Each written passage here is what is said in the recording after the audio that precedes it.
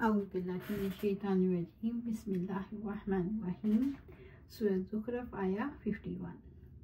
वनादा फ़िरऔनु फ़ी कौमिही क़ाला, और फ़िरऔन ने अपनी कौम में पुकार कर कहा, यानी फ़िरऔन ने अपनी कौम को जमा करके कहा। उसने अपने इक़्तिदार के फ़रेब में मुब्तला होकर अपनी बड़ाई का इजहार करते हुए कहा, या कौमी अलैसा ली मुल्कु मिस्रा, ए मेरी कौम, क्या मिस्र की बादशाही मेरी नहीं है? यानी क्या मैं मिस्र का तन्हा बादशाह नहीं हूँ? वहाज़िहिल अनहारु तजरी मिन तहती, और ये नहरें जो मेरे नीचे बहती हैं, यानी क्या दरियाए नील मेरे महल के नीचे नहीं बहता? इससे मुराद नील से निकलने वाली नहरें हैं जो महल्लात और बागात में से होकर बह रही थी। अफला तुबसिरून, क्या फिर तुम लोग देखते नहीं? क्या तुम मेरी अजमत, मेरी कुदरत और मूसा अलैहिस्सलाम पर मेरी फजीलत को नहीं समझते? फ़िरौन ने ऐसे मामले पर फ़ख्र किया जो उसकी ज़ात से बाहिर था। इसने औसाफ़े हमीदा और अफ़ाले सदीदा की बजाय अपनी अजमत का सबब अपने माल और इक़्तिदार को बनाया। तो रब्बुल इज़्ज़त ने फरमाया, फिर उसने जमा किया, पस पुकारा, पस उसने कहा, मैं तुम्हारा सबसे बुलंद रब हूँ। तो अल्लाह ताला ने उसे आखिरत और दुनिया के अज़ाब में पकड़ लिया। सूरत नाज़ियात आया 23 से 25। सूरत ज़ुख़रफ़ आया 52। अम अना खैरु मिन हाज़ल्लज़ी हुआ महीन, या मैं ही इस शख्स से बेहतर हूँ जो ज़लील और हकीर है। फ़िरऔन ने कलीमुल्लाह यानी मूसा अलैहिस्सलाम जैसे उलुल अज़म और जलीलुल कदर पैगम्बर को हकीर करार देते हुए खुद को गालिब और कुव्वत वाला करार देते हुए पूछा कि हम में से कौन बेहतर है। वला यकादु युबीन, और साफ बोल नहीं सकता। ये फ़िरऔन का झूठ था कि मूसा अलैहिस्सलाम साफ बोल नहीं सकते और अपने ख़यालात का इजहार करने पर पूरी तरह कुदरत नहीं रखते। ये फ़िरऔन का प्रोपेगेंडा था, वरना मूसा अलैहिस्सलाम फसीहुल लिसान थे, बड़े बावकार, वजी और बारूक थे। मूसा अलैहिस्सलाम को नबूवत मिली तो उन्होंने ये दुआ सिखाई गई, और मेरी ज़ुबान की गिरा खोल दे ताकि वो मेरी बात समझी। सूरह ताहा 27 और आया 28। मूसा अलैहिस्सलाम की दुआ कबूल हुई और उनकी ज़बान का बोझलपन ख़त्म हो गया। सूरह ज़ुख़रफ़ आया 53।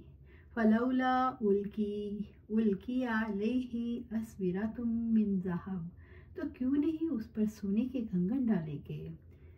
अहले मिस्र का दस्तूर था, जब किसी शख्स को अपना सरदार बनाते थे तो उसको सोने के कंगन और तोप पहनाते, सरदार होने की अलामत थी।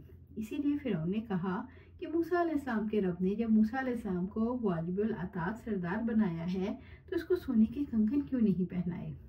औजा अमाहु अलमलाइकातु मुक़्तरीनीन, या फरिश्ते उसके साथ परे बांधकर क्यों नहीं आए?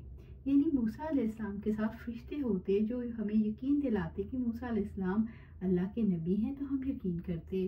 बादशाहों की शान बढ़ाने के लिए उनके खुद्दाम और दीगर मुसाहिबीन होते हैं। फ़िरऔन ने उसी मुनासबत से मूसा अलैहिस्सलाम के बारे में कहा, उसके साथ भी फरिश्ते होते जो इसके रसूल होने की तस्दीक करते और इस तरह इसकी शान बनती। इस तरह फ़िरऔन ने अपनी कौम को अपना हमनुआ बना लिया। सूरह ज़ुख़रफ़ आया 54। फ़स्तख़फ़ा कौमहु फ़अताऊहु, तो उसने अपनी कौम को हल्का कर दिया तो उन्होंने उसकी इताअत की। बस बेवकूफ़ बनाया उसने अपनी कौम को और उसकी कौम उसके कहने में आ गई। फ़िरऔन ने अपनी कौम के लोगों को अक्ली हकीर जाना और यूँ उसने उनके सामने इन शुबहात का इजहार किया जिनका कोई फ़ायदा और उनकी कोई हकीकत नहीं। ये शुबहात हक पर दलालत करते थे, ना बातिल पर। ये सिर्फ कम अक्ल लोगों को मुतासिर कर सकते थे। फ़िरऔन के इक़्तिदार और उसके महल्लात में नहरों के बहने और उसके बरहक होने की कौन सी दलील है? मूसा अलैहिस्सलाम की ज़ुबान की सकालत, उनके मोतबीन की किल्लत और उनको अल्लाह ताला की तरफ से सोने के कंगनों से रास्ता ना करने में उनकी दावत के बुतलान की कौन सी दलील है? फ़िरऔन ने मकरो फ़रेब से कौम को अपना मती बना लिया। उनकी अताअत उनकी अकल की कमी की दलील थी। इन्नहुम कानू कौमन फासिकीन, यकीनन वो नाफरमान लोग थे। फासिक हमेशा शैतान की पुकार पर लब्बैक कहता है।